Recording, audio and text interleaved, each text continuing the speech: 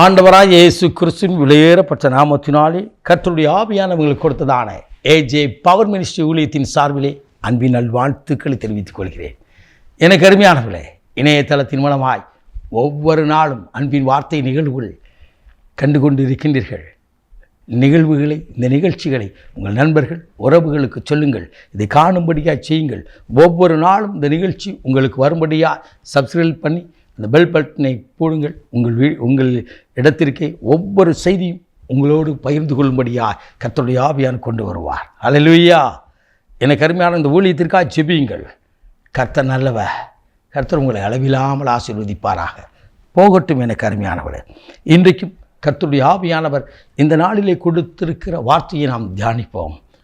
திக்கற்றவனாக விடேன். யோவான் நற்செய்தியின் புத்தகம் 14ஆம் அதிகாரம் 18வது இறைவார்த்தை சொல்கிறது, நான் உங்களை திக்கற்றவளாக விடேன். திக்கி திணறி போய் நிற்கீங்களோ? வழி இல்லாதபடி, விடை தெரியாதபடி நான் என்ன செய்வேன்? என் மகளின் திருமண காரியத்திற்கு என்ன செய்வேன்?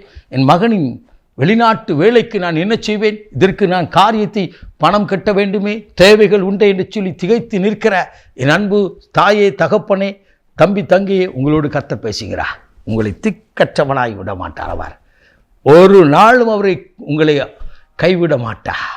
உலகம் கைவிடலாம், உறவுகள் கைவிடலாம், நண்பர்கள் கைவிடலாம், நீ நம்பியிருந்த மனிதன் கைவிடலாம்.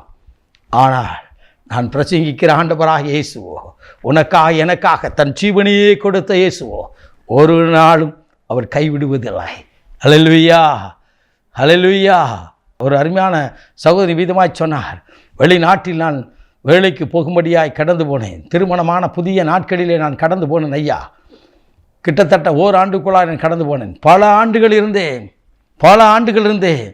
நான் பணம் அனுப்பினேன், வீடு வாங்கினாள். பணம் அனுப்பினேன், கார் வாங்கினாள். பணம் அனுப்பினேன், நிலம் வாங்கினாள். எல்லாவற்றையும் வாங்கினாள்.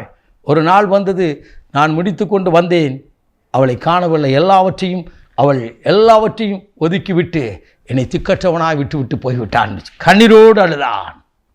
என்னை கேட்டுக்கொண்டிருக்க அன்பு தம்பி, தங்கச்சி, கர்த்தரோ உன்னை கைவிடாதபடி அவர் உன்னை நடத்துகிற தேவன்.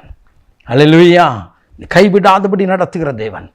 ஒரு அருமையான தாய்க்கு கடந்த ஆண்டு ஒரு ஆப்ரேஷன் நடந்தது, பைபாஸ் ஆப்ரேஷன்.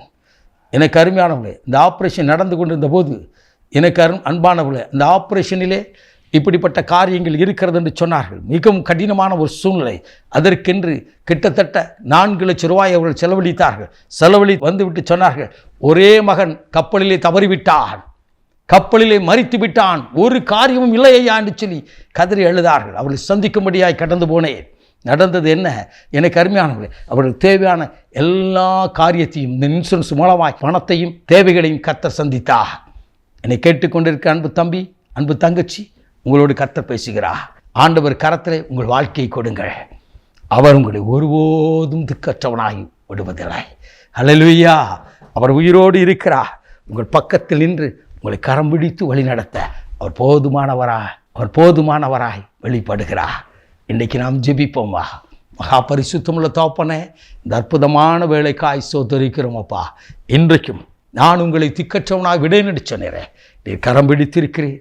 தகப்பனை வழி நடத்த நீர் போதுமானவராக இருக்கிறேன். நீர் உயிரோடு கூட இருக்கின்றதை இதை கேட்கிற ஒவ்வொருவருக்கும் விளங்க பண்ணுவீராக. எல்லா மகிமையும் மக்கள் செலுத்துகிறோம். இயேசு கிறிஸ்துவின் வெளியேறப்பட்ட நாமத்தில் ஜெபிக்கிறோம், ஜீவனுள்ள நல்ல பிதாவே. ஆமென், ஆமென். God bless you.